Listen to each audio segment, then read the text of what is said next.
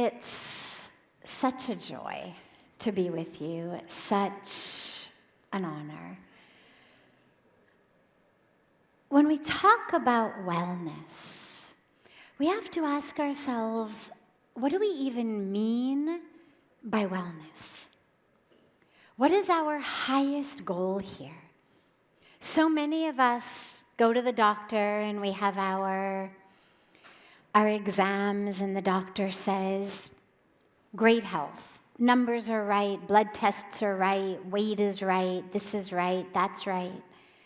And yet we lie in bed at night and we can't sleep. We wake up in the morning with a heart that's racing. We can't make it through our day without antidepressants, anti-anxiety medicine, some kind of alcohol, something to make us feel okay in our own bodies. So what do we even mean when we say wellness? All of the numbers on a scale, the numbers on blood tests, the numbers on so much only tell us about the health and wellness of the physical body at this very moment. But what are we looking for?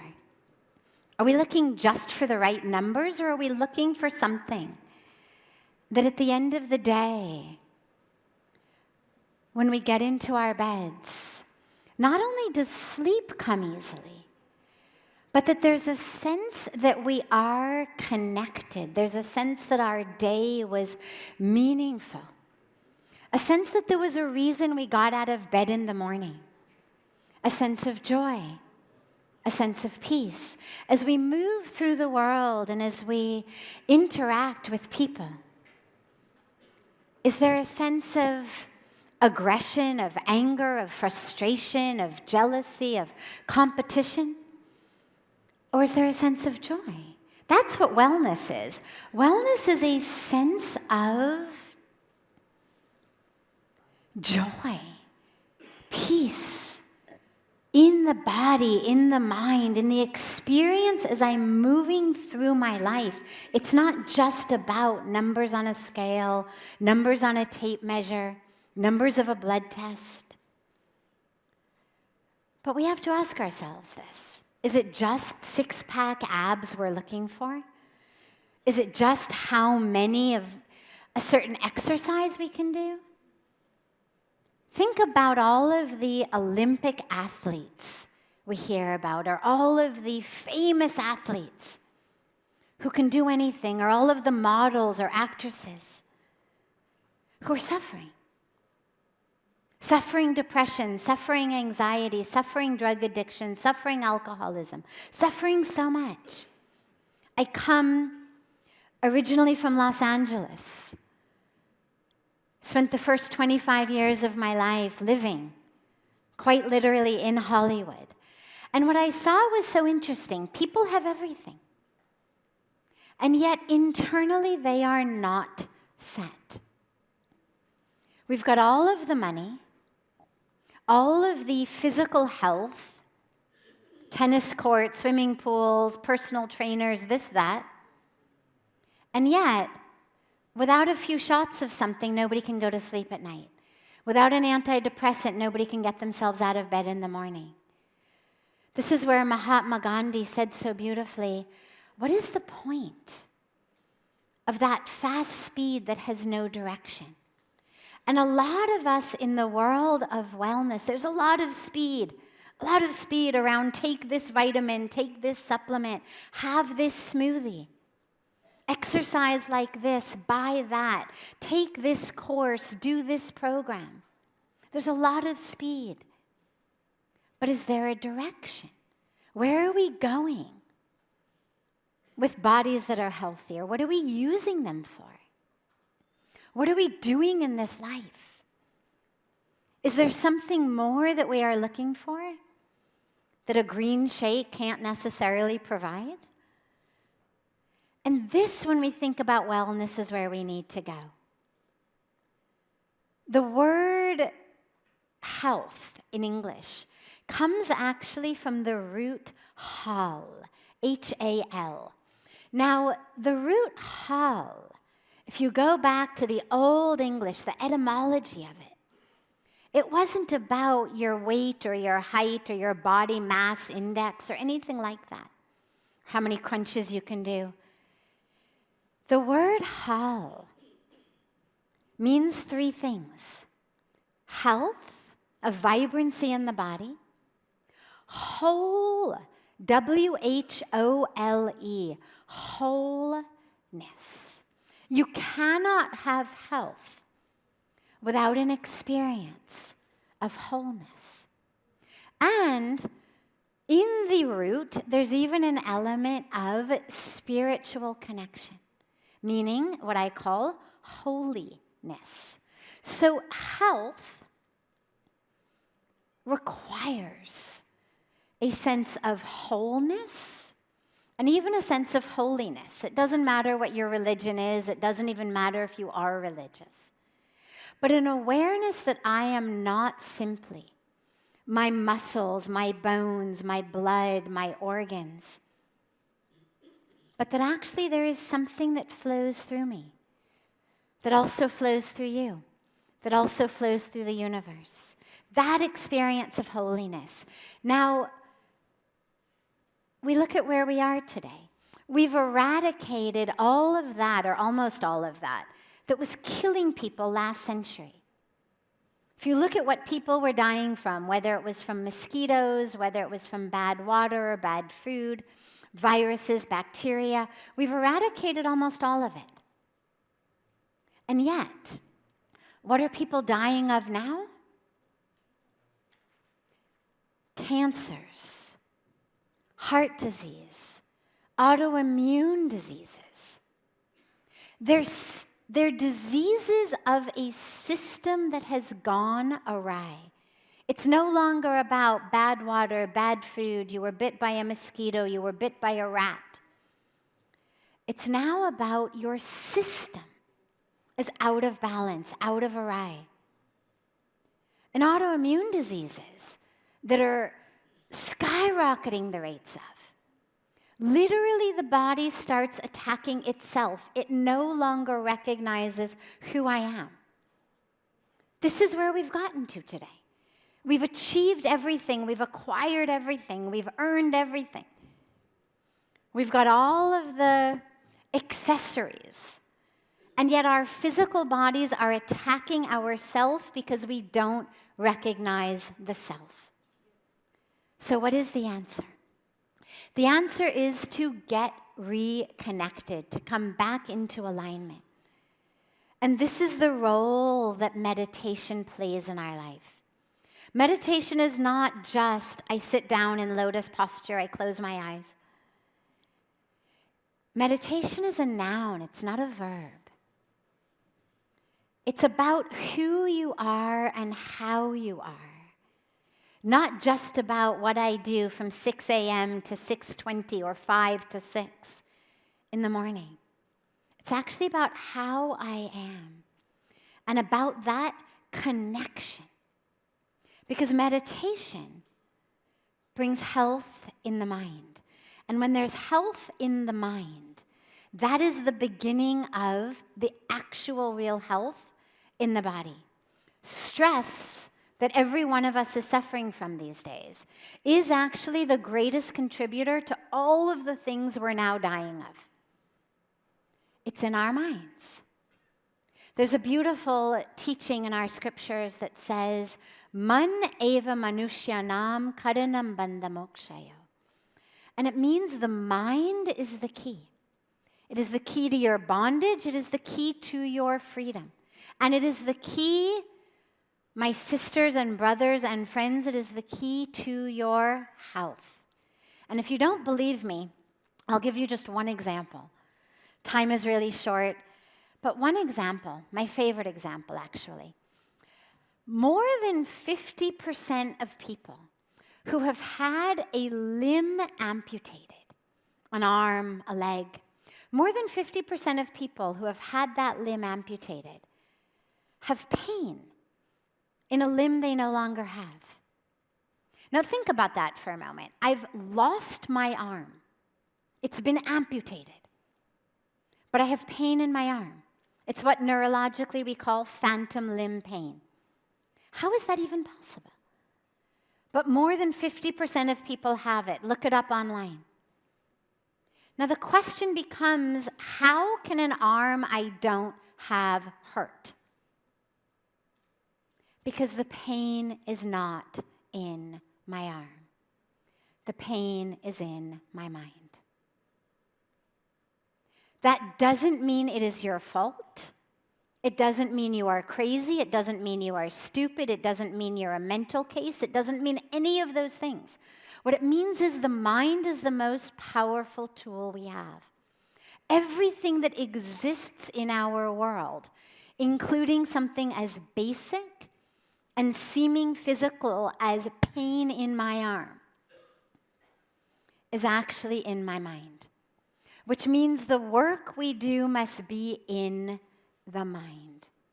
And we need a shift in the mind to bring back health, to end suffering.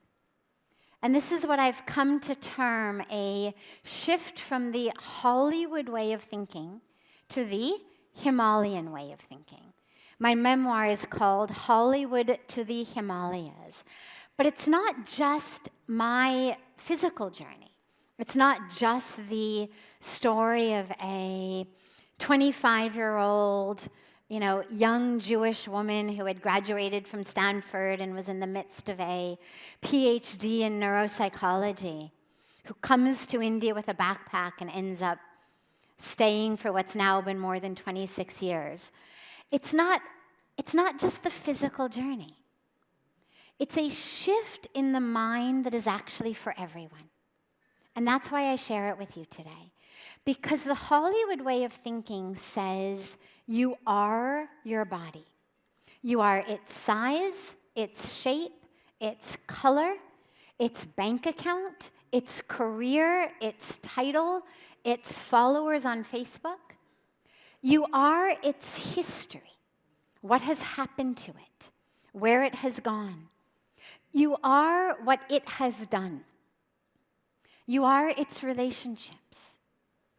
And so we suffer. We suffer a constant experience of not enoughness. We suffer jealousy, we suffer competition, we suffer frustration, we suffer resentment, we suffer guilt and shame, we suffer expectation, anxiety. Like, this is the stuff our stress is made of. The Himalayan way of thinking says you have a body, but you're not the body. You are the soul. You are the spirit. You are infinity. There is nothing you lack. This is that wholeness. You are full and whole and complete. We are Purna.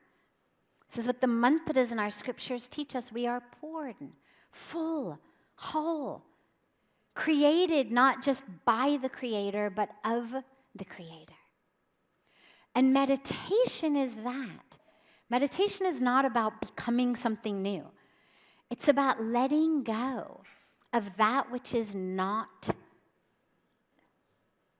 Letting go of that which is not self, so that we can actually experience the truth of who we are. We peel away layers. Now, for a lot of people, when we sit to meditate, the mind troubles us, right? People say, my God, I sit down to meditate and my mind just goes crazy. Well, if the night before you meditated, you had had a really big meal, you'd eaten a lot of junk food, when you get up to meditate the next morning, your stomach is going to trouble you. It's going to be very difficult to meditate because you're going to have a lot of pain in the stomach. But that's not a sign that you can't meditate.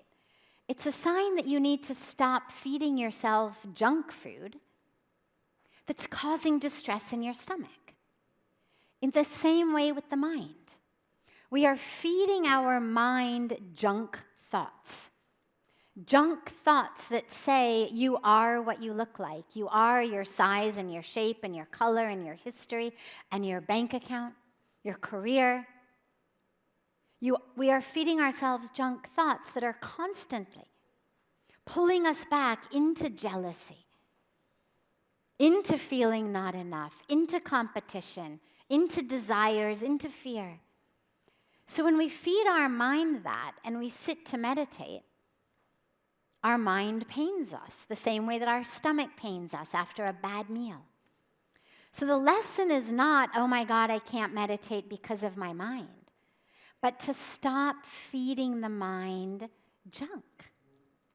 The mind is the steering wheel of our life. If I say to you, I'm going to give you the most beautiful car, free, beautiful, beautiful car, lush this, lush that, 0 to 100 in 5 seconds. But the car has no steering wheel. It's the only catch. Would you take it? Would anybody get behind the wheel of a car that had no steering wheel? Of course not. The mind is the steering wheel. And so we need to work to strengthen that mind. We need to work so that the mind becomes in our hands. If as I stood here before you, I was like, as I'm talking, my arms are doing this, and I say, oh, don't worry about it. Don't worry about it. That's just my silly arm. Yeah, it does that sometimes. It's got kind of a mind of its own. Don't worry. You'd think, she's got some problem. Something wrong with her. And then if I started jumping up and down and said, oh yeah, don't worry, those are just my silly legs. They also do that sometimes. And you'd think, she really should get herself checked out because this is not healthy. We understand our minds and our legs should be under our control. But what about our minds? We always say, oh, that's just my silly mind. My mind does that. My mind is like that. Meditation is the practice that brings our mind back into our hands. And when we speak lastly about channeling positive energy, because they asked me to also speak about channeling positive energy, as we do that, it's very simple actually. It's all about connection. It's all about connecting ourselves to the divine source, whatever that may mean for us, whatever your spiritual tradition may be, however you conceive of, connect to that super source of energy. As we plug ourselves in, we become able to share that energy with everyone. Look at these lights. Look at how beautiful these chandeliers are. But if there was no light coming out of them, they'd be useless.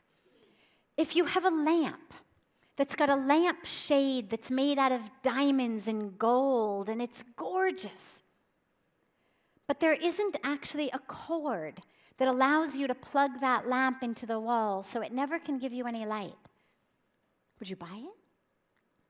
Would it serve any purpose at all? Of course not. We'd much rather have a bare light bulb with no lampshade that's actually plugged in and giving us light. So when you think about sharing anything with the world, channeling, transmitting light, energy, positivity, love, joy, peace, the way to do that is very simple. Plug yourself in to the source. With our closed eyes and then with our open eyes, we literally plug in, and that's what meditation does. And then we carry that plugged inness as we move through the world. Because meditation doesn't end when I stand up off the mat. And that's this last element of holiness. As I move through the world, I'm carrying the fragrance of my meditation with me. In my meditation, I'm experiencing oneness. Oneness of the self to the divine, oneness with everything.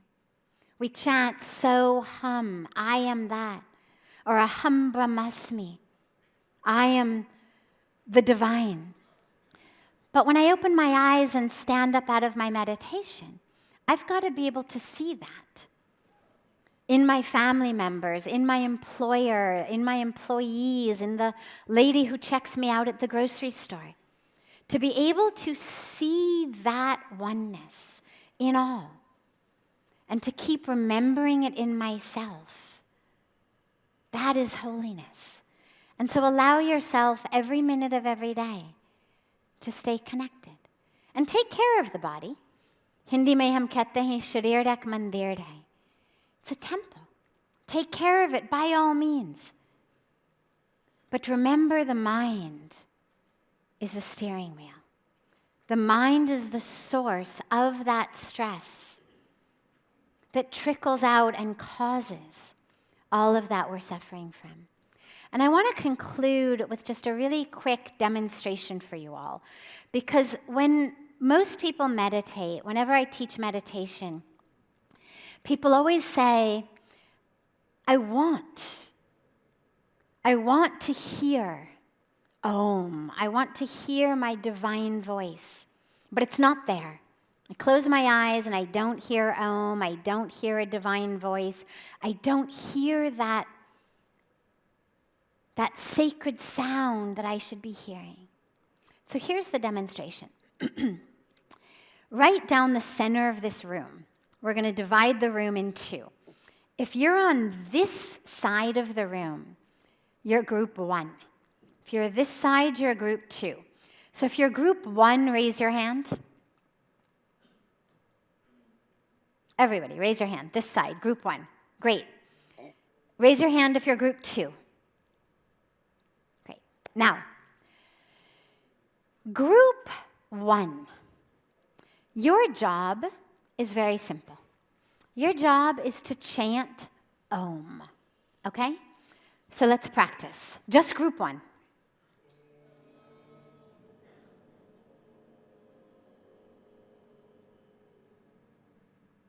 Great.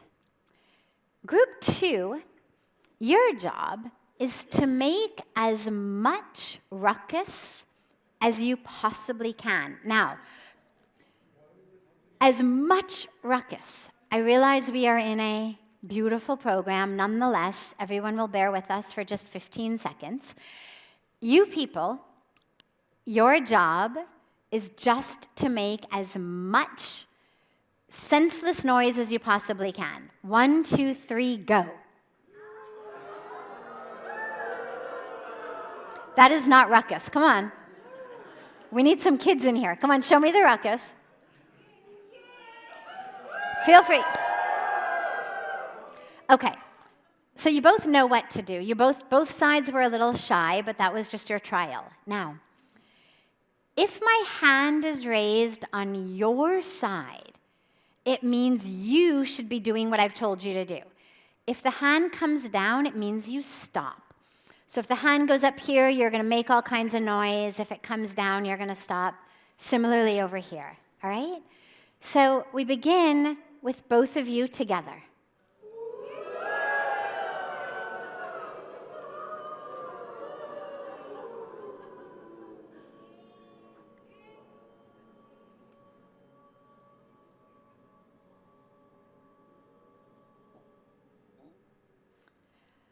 Okay, now, group 1. Did you guys just start chanting Om when they stopped making noise, or were you really chanting from the beginning? Pakka, 100%. Could anybody hear them? This is the secret to meditation, but it's also the secret to a peaceful, joy-filled, meaningful, successful life. Most of us run around trying to find Om, to create Om. If I just could take another course, get another certificate, another something, then I would have Om in my life. It's with you already. It's there. The problem is this. Our aim needs to be quieting this ruckus so that that which already exists becomes manifest and apparent. And this is the work of meditation. This is the work of yoga. This is the work of japa. This is the work of seva. This is our spiritual work that quiets the ruckus. So in your life, whenever you find yourself dying for Om and peace, and just ask yourself, what kind of ruckus is going on? And let me just close my eyes in order to quiet it. I wish we had more time, but I have a flight that I have to catch to go back to Rishikesh. But I'm so happy to have been with you all today. And so grateful to Anuragji and his entire team for giving me this beautiful opportunity to be with you all.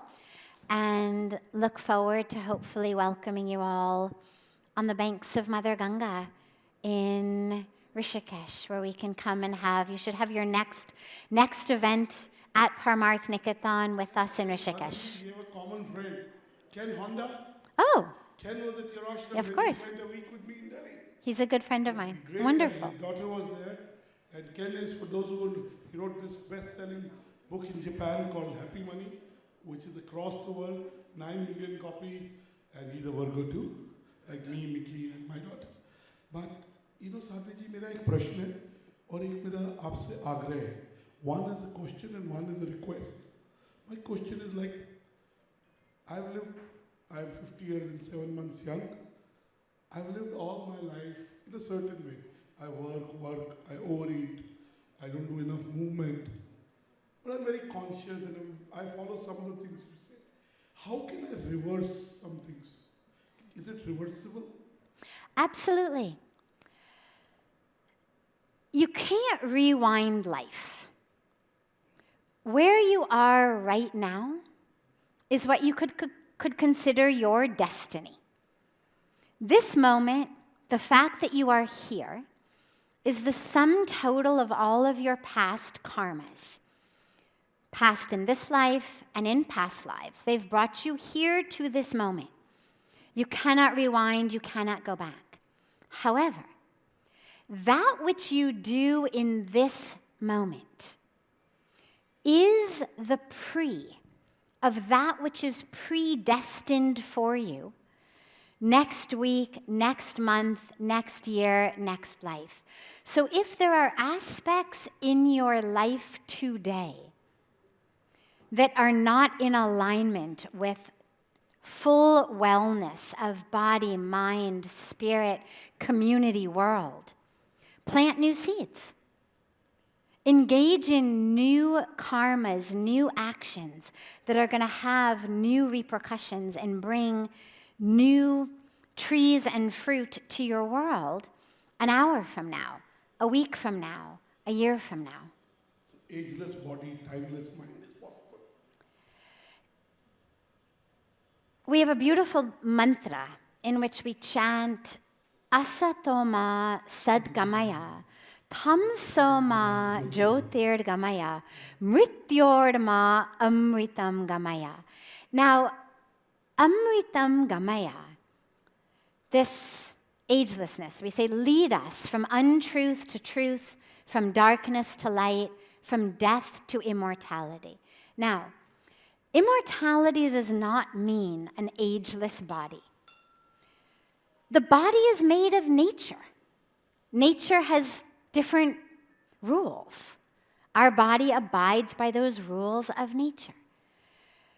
Immortality means that I stop identifying as the body. You'll get wrinkles, you'll get gray hair. It's the nature of nature. It's like saying, why does this tree, why do the leaves turn yellow and brown and dry and fall down? Why does winter follow summer? It's the nature of nature. But we stop identifying as it and identify instead as that which is immortal. Thank you for the beautiful explanation. And my request, I've never been to Davos. My editorial release go. I have a problem with gold, so maybe next year. But I want to collaborate with you, and I'll come and be in Rishikesh. Wonderful. To build, India is known for spirituality, yoga. Build the world's biggest movement in a week, the festival of well-being and spirituality, which becomes the world comes to. The presidents of the nations, the most impactful people in the world come to. So I will Sure. come by to Rishikesh with Devika and we'll work on it. Give Sadhviji a big round of applause. Thank you Thank so you for blessing us. Apologies for being late, but I'm sure you're enjoying this. If you're enjoying a lovely movie play, you don't look at your watch. And So just- I hope you forgive us for the delay.